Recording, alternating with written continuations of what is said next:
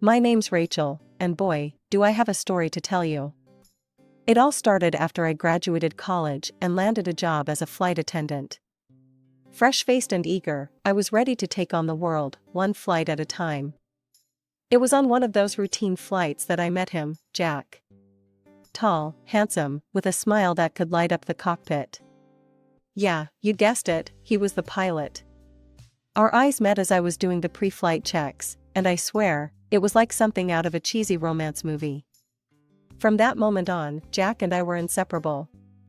We'd grab coffee during layovers, swap stories about passengers, and before I knew it, we were dating. It was a whirlwind romance, the kind you read about in books or see in movies. We were young, in love, and the sky was literally the limit. 6 months after we met, Jack proposed.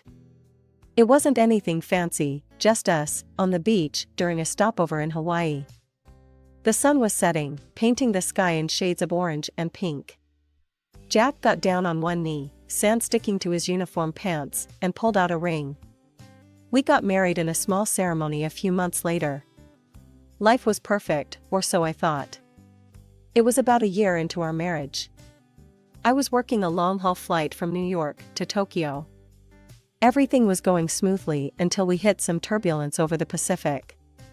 I was in the middle of the cabin, making sure everyone was secure. That's when it happened. The plane suddenly dropped, like the bottom had fallen out of the sky. I was thrown off my feet, my body slamming into the overhead compartments before I hit the floor. Pain, blinding, white-hot pain shot through my back. I tried to move, but my legs wouldn't cooperate. Panic set in as I realized something was seriously wrong.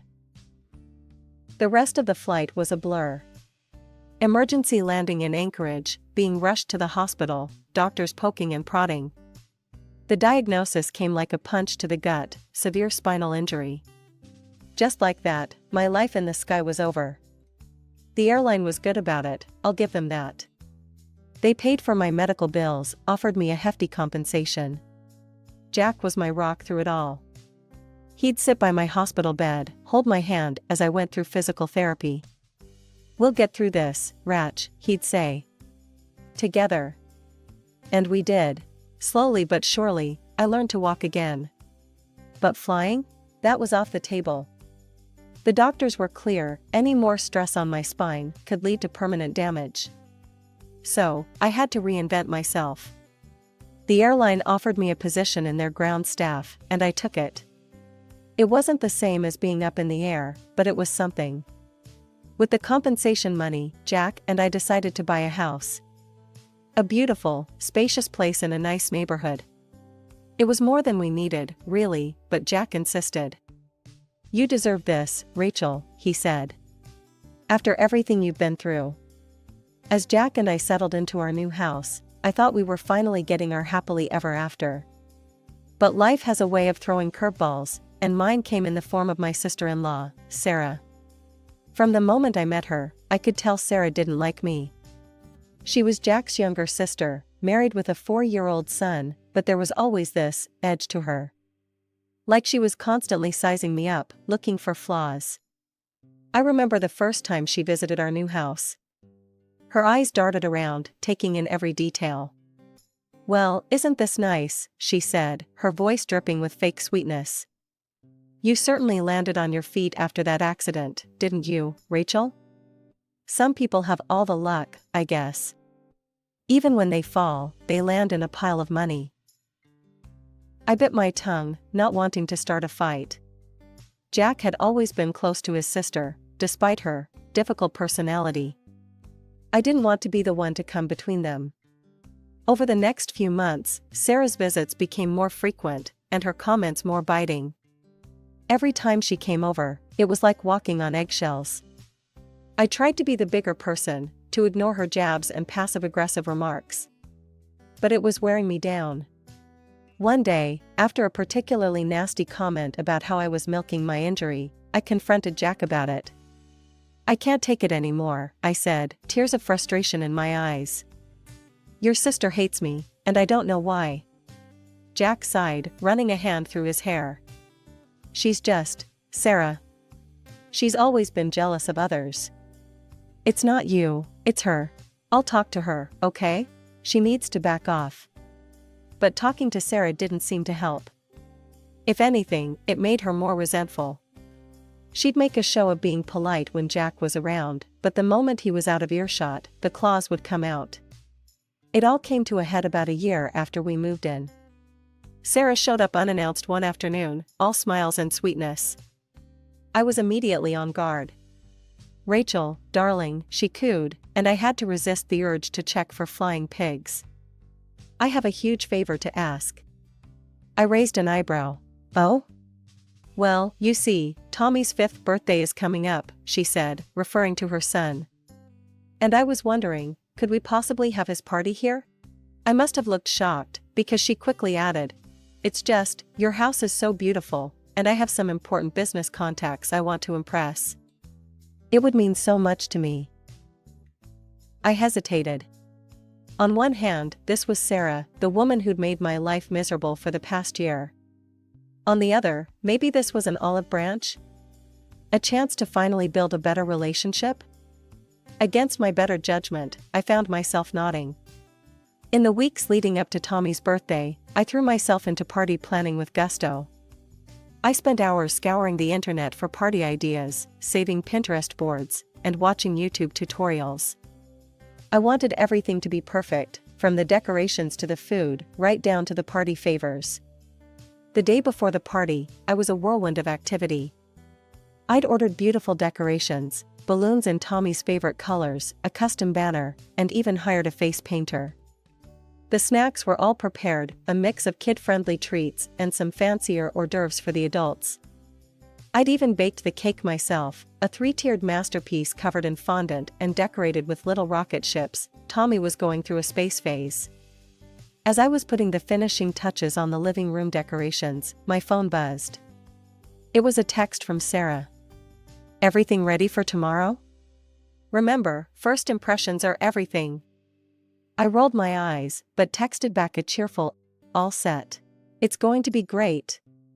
When morning finally came, I was up at the crack of dawn, double and triple checking everything. Jack had an early flight, so he kissed me goodbye and wished me luck before heading out. "You've got this," he said, giving me a reassuring smile. "And remember, it's just a kid's birthday party. Don't stress too much." I nodded, but inside, I knew it was more than just a party. It was my chance to finally prove myself to Sarah, to show her that I was a valuable part of this family.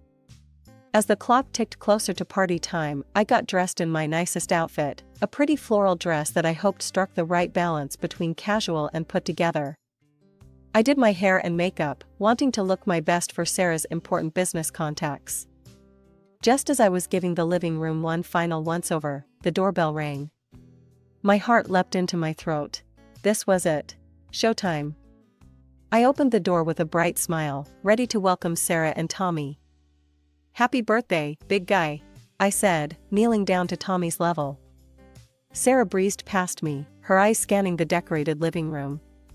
"Well, it looks adequate," she said, her tone making it clear that adequate was a stretch. I bit back a retort and instead held out the beautifully wrapped gift for Tommy. "Here you go, sweetie. I hope you like it." Sarah snatched the gift from my hands before Tommy could reach for it. "We'll open presents later," she said curtly. Then, her eyes locked onto mine, a strange glint in them. "Rachel, dear, I need you to go to the city park and take a nice long walk. Say, 2 or 3 hours?" I blinked, sure I had misheard. "I'm sorry, what?" Sarah's smile tightened. "You heard me. I'll meet the guests myself. You're superfluous here." The words hit me like a slap. "Sarah, this is my home. I'm not going anywhere. I've spent weeks preparing for this party. I thought we could finally build a good relationship." Sarah's laughter cut through the air, sharp and mocking. "Oh, Rachel, you're so naive.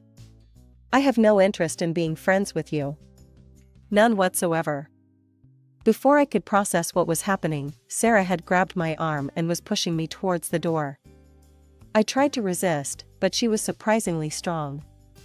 Sarah, stop. What are you doing? With a final shove, I found myself stumbling out onto the front porch. The door slammed behind me, the sound echoing in the quiet neighborhood. I stood there, stunned, my mind struggling to catch up with what had just happened. I patted my pockets, realizing with growing horror that I had nothing but my phone. As if reading my thoughts, the door opened again. Sarah appeared, holding my purse and car keys. Here, she said, tossing them at my feet. Now get out of here. I don't want you embarrassing me in front of my friends.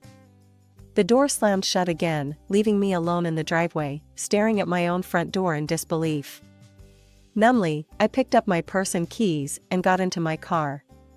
My hands were shaking as I tried to figure out what to do. I dialed Jack's number, praying he'd pick up, but it went straight to voicemail. Of course, he was on a flight. In desperation, I called my mother-in-law. Surely she'd see reason. Linda, thank God, I said, my voice cracking. Sarah's thrown me out of my own house. She's having Tommy's party without me. You've got to help me. There was a pause, and then Linda's voice came back, cold and dismissive. Rachel, dear, I'm sure you're exaggerating. I'll be there soon to celebrate with my daughter and grandson. This is their day. Why don't you just stay out for a while? I couldn't believe what I was hearing. Linda, please. But she had already hung up. Tears of frustration and hurt welled up in my eyes. I wanted to march back into that house and throw everyone out. But then I thought of Tommy, innocent in all this, and Jack, who would be devastated if I caused a scene with his family. With shaking hands, I scrolled through my contacts and called Sarah's husband, Mark. Rachel? Mark's voice was surprised. What's up? I took a deep breath and explained everything that had happened. Mark listened in stunned silence. I had no idea, he said when I finished. Rachel, I'm so sorry. I didn't even know Sarah was planning to have the party at your place. I'm stuck at work, but I'll be there in about 3 hours. Can you hang tight until then? I agreed, not knowing what else to do. Feeling lost and betrayed, I drove to a nearby cafe. As I sat there, nursing a coffee I couldn't taste, I tried to make sense of what had just happened. How had my attempt at building bridges turned into this nightmare? After what felt like an eternity, Mark's car pulled into the cafe parking lot. We drove up to my house in silence and walked in without knocking. The scene that greeted us was surreal. My living room was full of people I didn't recognize, all dressed to the nines. In the center of it all was Sarah, holding court like a queen at her coronation. Mark's voice cut through the chatter like a knife. What the hell is going on here? The room fell silent. Sarah's head whipped around, her face draining of color when she saw us. She tried to pull Mark aside, her voice low and urgent. Please, not in front of everyone. I can explain everything. But Mark wasn't having it. No, Sarah, I want answers now. Under the weight of Mark's glare and the curious stares of the guests, Sarah finally cracked. Fine, she hissed. I invited Jason and his parents, okay? She gestured to a smug-looking man in an expensive suit. They're very influential, and they promised to help me with my business venture. I couldn't pass up the opportunity. Mark's face reddened. So you used our son's birthday as a networking event? And what about my parents? Sarah's next words made my blood run cold. Your parents? Please. They're not exactly the kind of people who can help us get ahead. What was the point of inviting them? A tense silence fell over the room. Then, to my horror, Jason, Sarah's ex, raised his champagne glass in a mocking toast. No hard feelings, Mark, he said with a smirk. That was the last straw. Mark lunged at Jason, and suddenly my carefully planned party devolved into chaos. People were shouting, glasses were breaking, and in the middle of it all was Tommy, looking confused and scared. The party dissolved quickly after that. Guests hurried out, muttering apologies and avoiding eye contact. But Sarah wasn't done. Instead of apologizing to Mark or me, she cornered Jason and his parents, groveling and making excuses. "I'm so sorry about this," she simpered. "My husband doesn't understand how important networking is. I hope this hasn't ruined our chances of working together." As the last of the guests trickled out, I was left standing in my wrecked living room, surrounded by the ruins of the party I'd worked so hard to plan. Mark was sitting on the couch, his head in his hands, while Sarah continued to make excuses. Tommy had retreated to a corner, clutching the gift I'd given him earlier, looking lost and confused. When Jack finally returned from his trip, I broke down and told him everything. He pulled me into a tight hug, and for the first time since the party, I felt safe. "I promise you," he whispered, "I won't let her treat you like this ever again. You have my full support." True to his word, Jack called Sarah that very evening. I could hear his raised voice from the other room, words like disrespectful and inexcusable cutting through the air. When he hung up, he looked drained but resolute. "She won't be bothering us again anytime soon," he assured me. But the drama was far from over. Over the next few weeks, we heard through the family grapevine that Sarah and Mark's marriage was imploding. Apparently, Mark's suspicions about Sarah's relationship with her ex-boyfriend, Jason, had reached a boiling point. One evening, Mark called us, sounding desperate. "I found messages," he said, his voice cracking. "Hundreds of them, between Sarah and Jason. They'd been in constant contact before and after the party." My heart sank for Mark. "I'm so sorry," I said, not knowing what else to offer. "That's not all," Mark continued. "I did a paternity test on Tommy. I had to know." The situation was spiraling out of control. To make matters worse, Jack's parents seemed to have taken Sarah's side in all of this.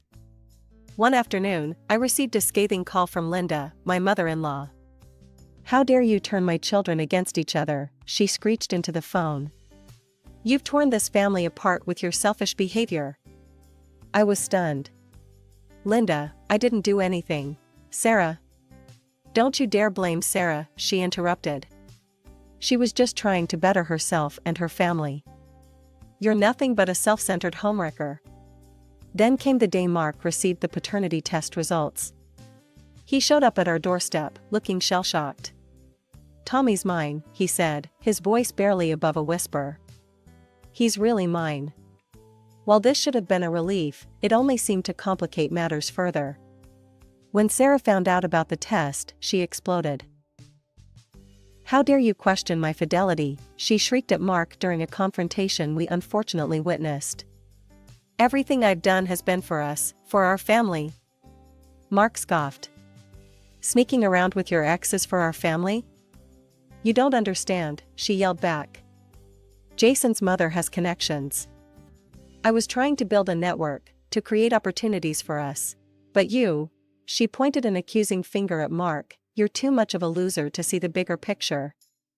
The argument escalated, with Sarah hurling insults and accusations. And then, in a move that left us all stunned, Sarah stormed out. She returned an hour later with packed bags, Tommy clutching her hand. "I'm done," she announced coldly. "I'm going to build my empire, with or without you. You can keep your precious paternity test. I'll be back for Tommy when I'm successful." With that, she walked out, leaving a devastated Mark and a confused Tommy behind. Jack and I exchanged a look, silently agreeing that our lives had just become infinitely more complicated. We had chosen our side in this family war, and there was no going back now. The following months were a whirlwind of legal battles and emotional turmoil. Jack and I found ourselves thrust into the role of impromptu babysitters, often looking after Tommy while Mark dealt with lawyers and court appearances. I couldn't help but feel a gnawing guilt. If I hadn't interrupted that party, would any of this have happened? One evening, as we were putting Tommy to bed after a long day of distracting him with games and stories, I confessed my feelings to Jack. "I can't help thinking this is all my fault," I whispered, fighting back tears. Jack pulled me close, his voice firm but gentle. "Rachel, listen to me. None of this is your fault. Sarah's always been like this, spoiled, selfish, unable to see or respect boundaries. You were just trying to be kind. She's the one who took advantage of that kindness. Finally, after what felt like an eternity of legal battles, the divorce was finalized. Mark was awarded full custody of Tommy, with Sarah granted limited visitation rights. It felt like we could all finally breathe again. Then, to our surprise and joy, I found out I was pregnant. It wasn't an easy pregnancy. My old spinal injury from the plane accident made things complicated. I had to wear a supportive corset constantly, and there were days when the pain was almost unbearable. But every time I felt the baby move, every time I saw the grainy image on the ultrasound screen, I knew it was worth it. Jack was over the moon, doting on me hand and foot. We thought we'd finally put the drama behind us. We were wrong. It was a quiet Sunday afternoon. The doorbell rang, and Jack went to answer it. I heard his sharp intake of breath before I saw her. Sarah, standing on our doorstep, looking nothing like the polished, ambitious woman who'd stormed out of our lives years ago. I need to talk to Mark, she said, her voice hoarse. Please. Jack called Mark, who arrived within minutes, his face a mask of wary confusion. Sarah launched into her story as soon as he walked in. I've made a horrible mistake, she said, her eyes brimming with tears. The business, it all fell apart. Jason, he used me. When the project failed, he just left. I need help. They're demanding repayment. I thought maybe you could be a guarantor for a loan. The room fell silent. Tommy had stopped playing, watching the adults with wide, confused eyes. Mark took a deep breath. No, Sarah, he said finally. I won't be your guarantor, and I won't take you back. You made your choice years ago. Sarah's face crumpled. But what about Tommy? Don't you want him to have his mother back? Mark's voice was steel. Tommy has been just fine without you. We've moved on, Sarah. I think you should too. Just when we thought the dust had settled, Sarah made her grand reappearance. It was a crisp autumn morning, and I was enjoying a rare moment of peace, sipping herbal tea on the porch, my very pregnant belly making even this simple task a bit of a challenge. The sound of tires screeching broke the tranquility. Sarah burst out of her car, her face a mask of desperation and anger. Jack, she screamed, storming up our walkway. I need to talk to you. Jack appeared at the door, his face hardening at the sight of his sister. Sarah, you need to leave, now. But Sarah was beyond reason. She pointed an accusing finger at me. This is all her fault. If she hadn't come into our lives, none of this would have happened. I felt a familiar knot of guilt forming in my stomach, but Jack's firm voice cut through my doubts. That's enough, Sarah, he said, his tone leaving no room for argument. Rachel has done nothing but support this family, even when you tried to tear it apart. You made your choices. Now you have to live with them. If you come here again, I'll call the police. For a moment, I thought Sarah might lunge at us. Instead, she spun on her heel and marched back to her car.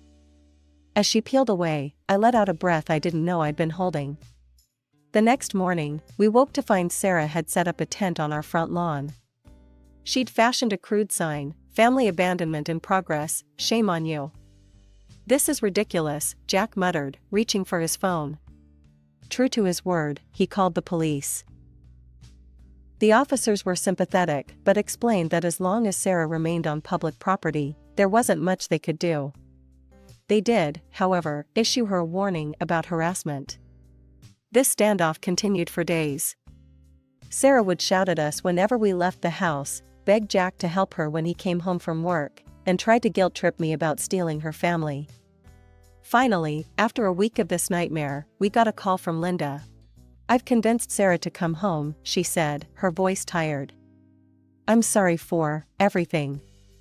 I see now that she needs help, not enabling. True to Linda's word, Sarah packed up her tent that evening. As she drove away, I felt a weight lift off my shoulders.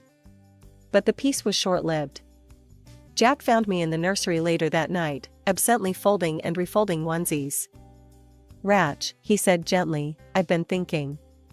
Maybe we should sell the house. Move somewhere Sarah doesn't know about. Somewhere we can raise our baby in peace." The next few months were a whirlwind of real estate agents, packing boxes, and doctor's appointments. We found a smaller house in a quiet neighborhood across town, right next to a good school and a public library. It was perfect. Epilogue. It's been 5 years since we moved. Lily, our daughter, is a happy, healthy kindergartner, and Tommy, now a teenager, is a frequent visitor and doting cousin. Mark has found happiness with a kind woman who loves Tommy like her own. We hear from Linda occasionally. She tells us Sarah is working 2 jobs to pay off her debts and seems to be getting her life together. Part of me hopes that one day, she'll be ready to be a part of our lives again. But for now, we're content.